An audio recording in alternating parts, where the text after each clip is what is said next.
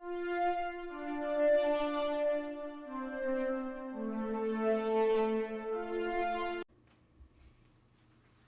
are happy to announce that this episode of the SW Show is partially brought to you by Humble Bundle. Well, not really. We are part of the Humble Bundle referral program, and we just wanted to say that if you like really cheap games and maybe helping charity pending the Humble thing going on, all you have to do is go to humblebundle.com/partner equals SWW. That's right, humblebundle.com/partner equals SWW. And you just do your normal stuff, and it just kind of helps us get a couple bucks here and there. Maybe it helps AJ get his lights. Maybe it's Mike camera. Maybe we actually pay Corey for helping us out. But again, if you're going to go buy games anyway, it might be worth checking out. Hey everyone, this is Movie Club episode number, I don't know, we don't keep track of episode numbers for this podcast. About the Mario movie. It is the Super Mario Bros. Movie. Wasn't that what it was called in 93? No, that one's the Super Mario Bros. Movie. I think this is the Super Mario Bros. Ugh. No, they're both. They technically. And that one is Super Mario's. That one's Super Mario Bros. This is the Super Mario Bros. Movie. So this is a Suicide Squad situation. This makes it cleaner, but yes. I mean, it wasn't that clean back then, so. Fair. But yes, it is one of those where you have to just know which one, you just have to double check what they're referring to. Yeah. For those that don't know, we're actually recording this episode live as we are streaming it out. And if you want to, you can catch the little bit of the stream before we started recording this, where I got to talk about how EPK.TV is an asset. We'll leave it at that. Can I just tell you this? EPK leaked the Hunger Games movie. Wait, what? Yeah. I was just on EPK one day looking for some stuff, and all of a sudden I see, what is this Hunger Games, The Ballad of Songbird and Snakes? This is like a month ago. It comes out this fall, I think? Yeah, it comes out around Thanksgiving. This movie had no press. Oh, actually, it literally was announced like not that long ago. Yeah, I think it was announced like a week or two ago. But like it wasn't like formally announced or like coming out. And I saw the poster and the name for it probably a month before it was announced. Which, you know, I get it, right? Like EPK is for professionals. Mm-hmm. So. But to hear me out though, like, it's not that hard to get accounts on it. Like sure, it's for professionals, but like they don't have that strong of a vetting system where I would trust anyone under an NDA on it. Yeah, I mean, dude, the fact that you and I have accounts on it is proof. But like that's my point. Like there is a level on there of like sure, it's professionals using it, but like you should never trust a site-wide NDA, which I don't even know if there is one, on anything if that leaks. I don't think there is. But like any of that stuff, like that's insane. Yeah. Also, EPK, I just want to point out before we get into the movie, the actual movie, is the most illegitimately looking site of all time. Yeah. It's got a real like torrent site vibe. 100%. Like when I was introduced to it to school, I thought it was like some education. It was like real. Like. Yeah. But yeah. We are here though to proper. Ooh. Oh, I heard that. I could hear that. Are you gonna die? That's some big boy thunder. That literally shook the house. So I just want to put out, if we go down, it's AJ's fault. But yeah, we're here to talk about the Super Mario Brothers movie. It came out, as people might know, April 5th of this month. It is doing dummy well. Its current box office is around $725 million on a budget of $100 million, and is the best opening ever for an animated film, if I remember right. Even few weeks in, it's still like not losing a ton of numbers. To get us started, I guess, AJ, what was your impression of the movie? I mean, this movie was way better than it had any right to be. I think that's the kind of takeaway that I've heard from a lot of people talk about this film that have seen it. It's just like, that movie was way too good.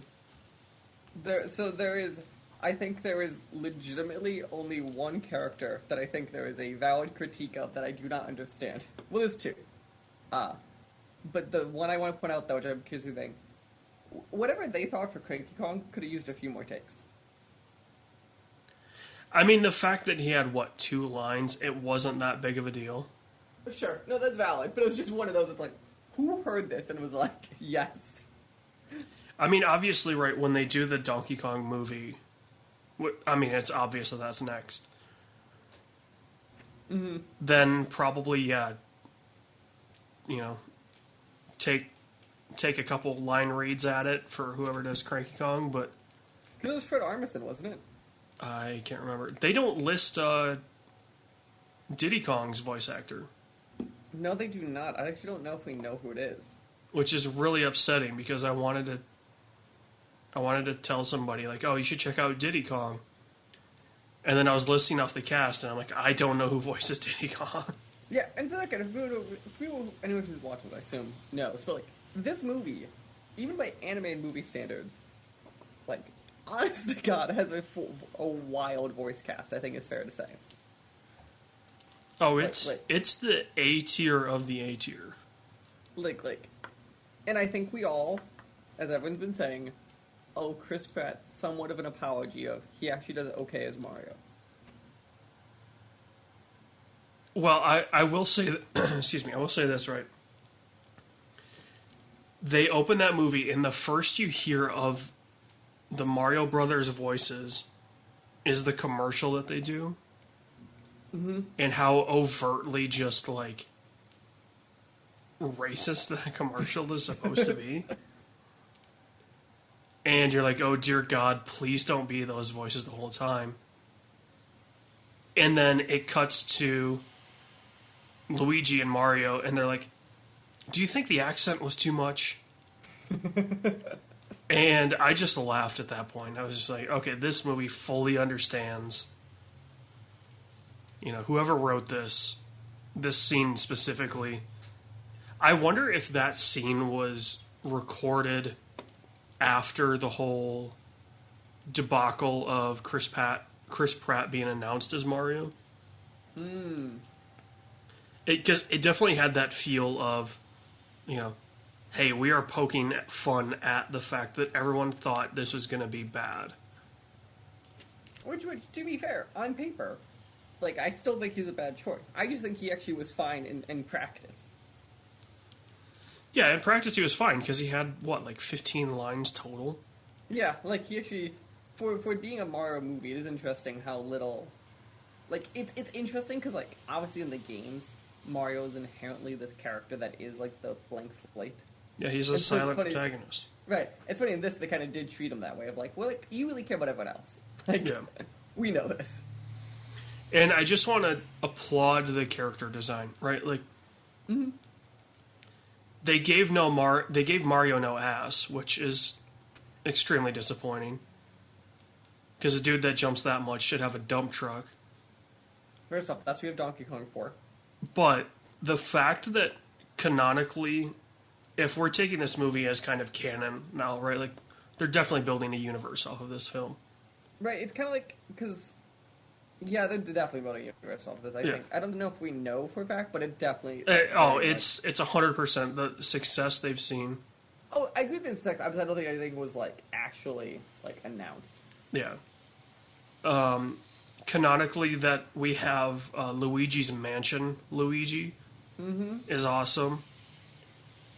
Like, I assume it's Luigi's Mansion and Donkey Kong Country are the next two we'll see.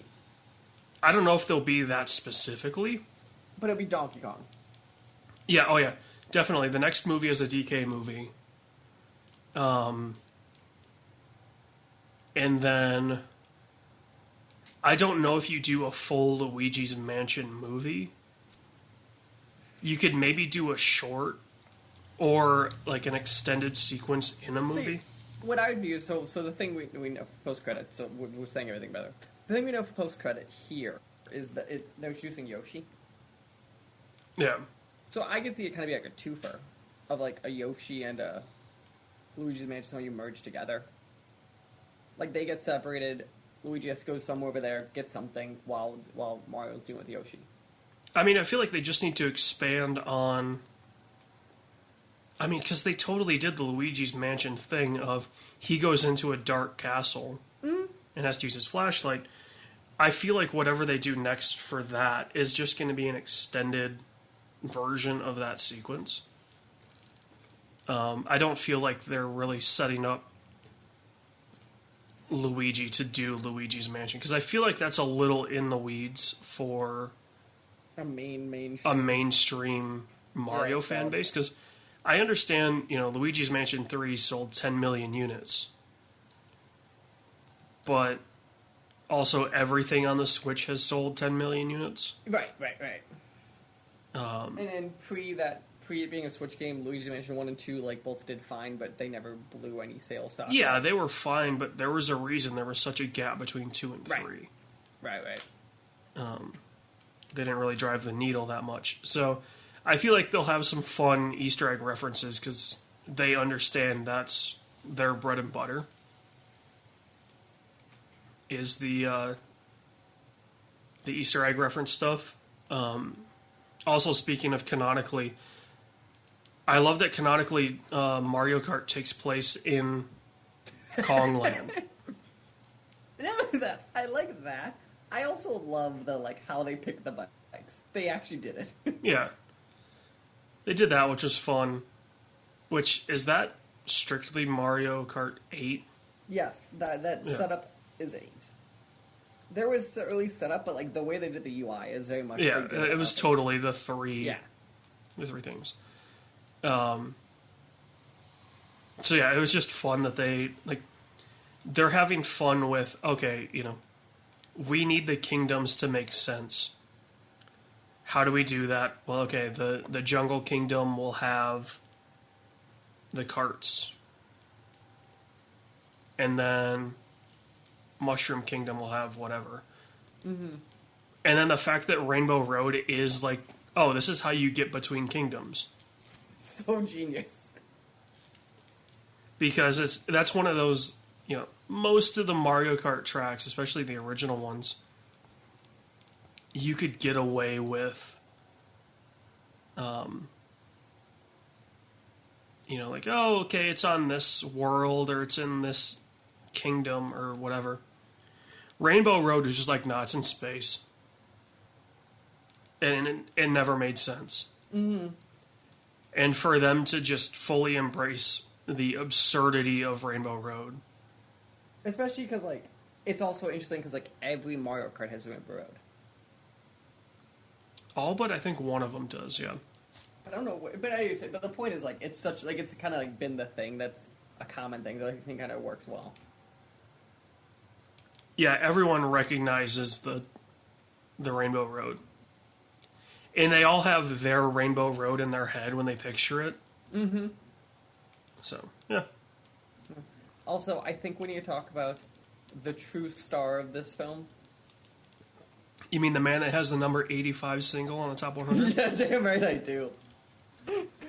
Peaches, peaches, peaches, peaches. God, dude, that song not only was hilarious, that song got a Lyrical Lemonade video, which I'm genuinely curious how they did that. And it's 85 on the top 100. Did you see the live-action music video they did for it? Jack Black did the whole song. Oh, that does not surprise me. But I think the Lyrical Lemonade video, if I remember right, is the animated. Lyrical Lemonade, Peaches. Oh no, it is the live action one. That's the Lyrical Lemonade one. I think the teaser for it was animated. Because because I just ended up seeing the teaser. I haven't seen the whole video yet. But yeah, that's awesome. Like, the fact that they went to Cole Bennett, who, for those that don't know, Cole Bennett has launched careers through Lyrical Lemonade. Mm-hmm. I mean, Jack Harlow owes everything to Cole Bennett. Because What's Poppin' was a Lyrical Lemonade video, and it dropped when the single dropped. Everyone loved that video, and it made him into a megastar. Mm-hmm. One of... I don't know if it's up there yet in terms of total views, but definitely one of the most viewed music videos that I remember while it was popular. Juice WRLD's Lucid Dreams is also a Lyrical Lemonade video. So the fact that they got kind of the director for hip-hop videos to then make an absolutely Jack Black absurdity level video is perfect. And also update, currently on the US Billboard Hot 100, it's 83. Okay. Its highest ranking is apparently in New Zealand, where it's ranked 13. Dude, New Zealand is the weirdest about music. It's hilarious. It's the 13th most popular song. I think at one point in time, within the past 5 years, like, songs from Hamilton were in the top 5. Yeah, it's... Looking up music charts around the world is hilarious. Because you realize kind of how far behind countries are in terms of music. Right, it's the way kind of stuff that transfers over. Yeah. But But anyway, this movie, I mean, it's fun, I think it's right? a joy, right? It's a joy to be in. Like, Yeah. I understand the argument of technically there's not much of a plot there, but like I think it being animated, I'm much more willing to give it a pass than that too. But also, people have to remember, what's the plot of the Mario games? Right? Sure, but I think he the moment jumps is on great. Goomba's heads, and then at the end, it's, oh hey, Peach is in another castle. Mm-hmm. That's literally it. Right? There's not some big expose, like, there's not some giant, story around Mario's quest to find Peach. It's just finish the levels and you get a toad that says, oh, she's in another castle. Mm-hmm. All right. It's not a super deep story. No, and I understand this is a kids movie, but like I was saying also, like with that complaint being said, I still think it's very fun in the way they jump the scenes, and like I think this movie did a better job than something like Ready Player One or Space Jam, where like sure we got to see the things we all wanted to see, but they made these things make sense versus like just being there for the sake of being. Which is always my problem. You have weird movies, you just throw a bunch of stuff in the background. Yeah, with Ready Player One, When it was the, obvious, Clockwork right? Orange rapists were there. Yeah, Ready Player One was Right. obvious, right? It was, hey, everyone's going to have this licensed avatar. And it's like, of course they are, right? Like, we've seen the success of Fortnite. That's exactly how that would go. With Space Jam, it was just, hey, we own all of these licenses, why not? Right? We have for Iron Golem, they literally have the model. They're like, we haven't used the model in years. Yeah. And then, with this, it was like, okay, everyone in it is... And I will say this, like, kind of my favorite part about it was they didn't stick to one era of game. Right, like, the whole point of Bowser's Flying Fortress, moving from kingdom to kingdom, I believe is from Super Mario World. The first one. Yes. Yeah. So it's like, okay, so there's that. Well, then there's, it kind of references the first Mario Brothers game. There's a Jumpman reference. Like,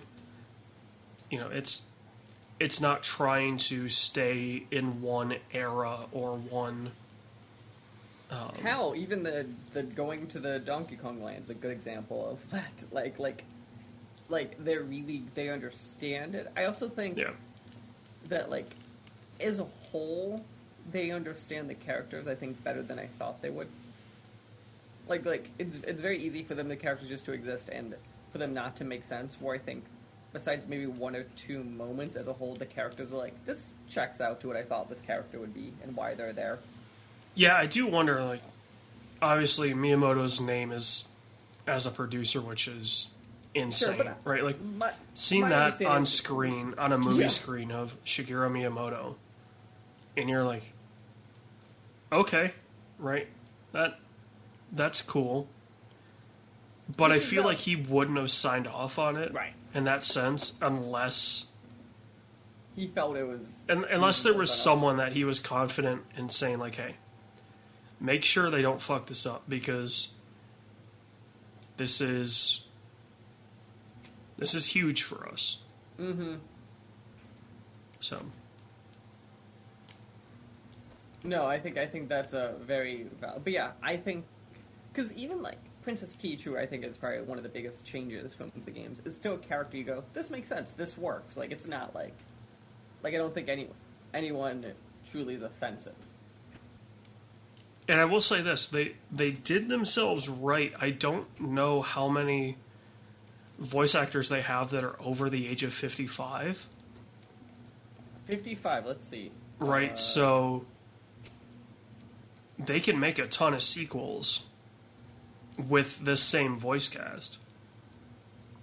Yeah. So of the main cast, Jack Black is 53. Oh, Keegan-Michael Key's 52. Okay. Yeah, I knew he was in his 50s. I didn't know how old he was, though. We got a few like heading around that low 50s. Yeah. Kevin Michael Richardson is only 58, which I thought he was older. So, he's the oldest, it looks like, of the main. So yeah, your point stands of you have a lot of room to play with this cast for a while, and like even like some of the second roles, if you recast them, they don't really notice. Yeah, I mean, like,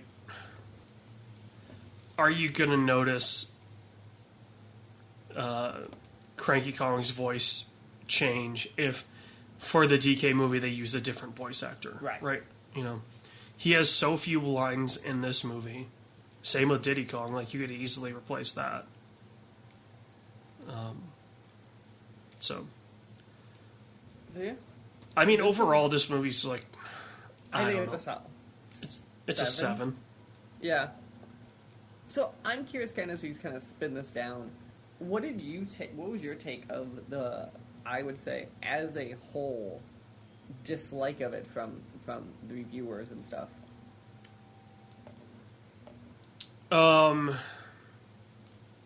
I think it's a great case for the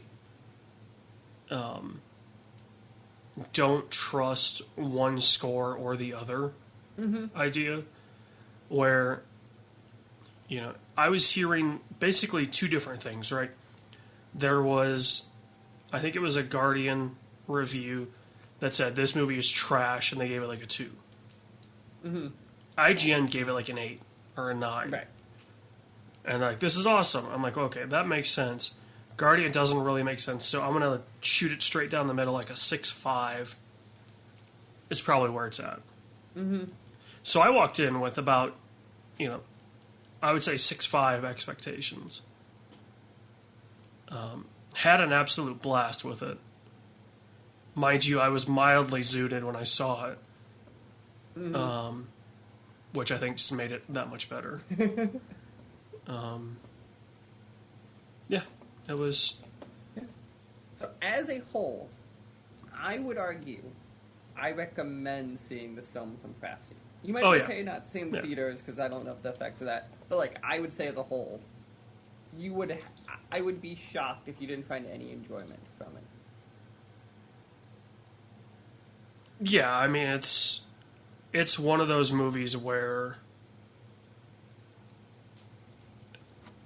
if you find no enjoyment in this, You have no soul. it just wasn't for you, right? Like, Yeah. I know people out there that have no connection to Mario. And they would be like, this movie's stupid. Mm-hmm. And you go, yeah, this movie isn't for you. You know, this movie is for the 35-year-old dad that is sick and tired of going to see Frozen for the 8 billionth time. Mm-hmm. And finally, there's a movie from his childhood,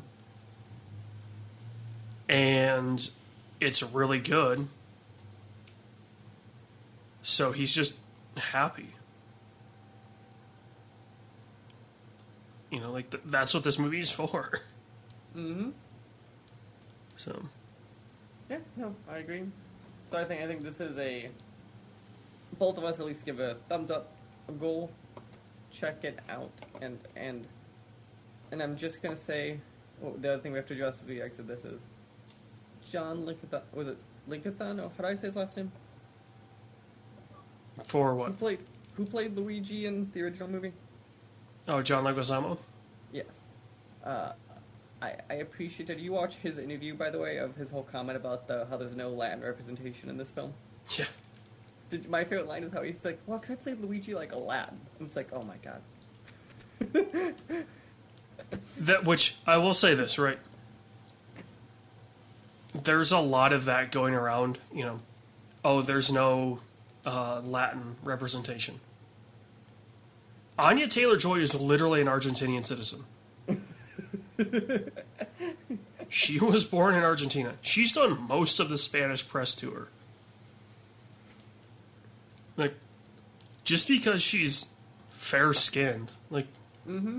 Also, he's worked with her. He should know this. Yeah, that's true. They did the menu together. Like, recently they worked together. Yeah. God, hearing Anya Taylor-Joy's voice, can you imagine what that would sound like in Spanish? Oh, God. I didn't even think of that. Right, like, because she has zero accent. Right. She has such a non-discernible English accent. And you're like, okay, well, she could be from just about anywhere in the States. And then to hear, I assume her Spanish is that way too. That's gotta be nuts. Also, by the way, while we were talking, I was like clicking through Wikipedia, make sure I didn't miss any of the notes or whatever. And I pulled up Ralph Fiennes, because we said the menu. Mm-hmm. He is objectively, for being, like, I feel like, in stuff my entire life, younger than I thought he was. He just turned 60. That doesn't surprise me. I just one of those, like, I feel like we've seen him for so long that it's, like, wild. Well, I mean, you gotta figure, right, like, if he started acting when he was 18, Mm-hmm. that's 41 years that he's been on screen. Mm-hmm. So, Okay. That is valid. I mean, that's the Nick Cage argument too, right? Like, Right. Yeah. everyone forgets Nick Cage is almost 70, I think. And it's because he's been in literally everything that he wants to. And his career spanned over 40 years. And I'm sorry, no, Nick Cage is 59. Okay, he's 59. No, he's almost 60 now. See, I thought he was even older, because I remember the clips from like the early 80s that were like some of his first roles. Seeing those, and you're like, oh dear God, this guy now has a movie about himself.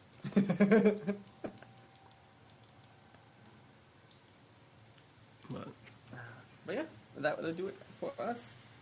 If you're with us, stay tuned for some Crime Boss. Otherwise, we'll catch you guys next time.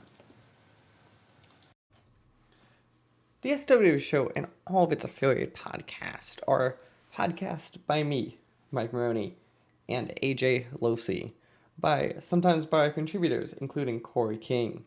You can follow the SWW Show on social media at the SWW Show, or sooner or later you go to patreon.com/SWW to help us out.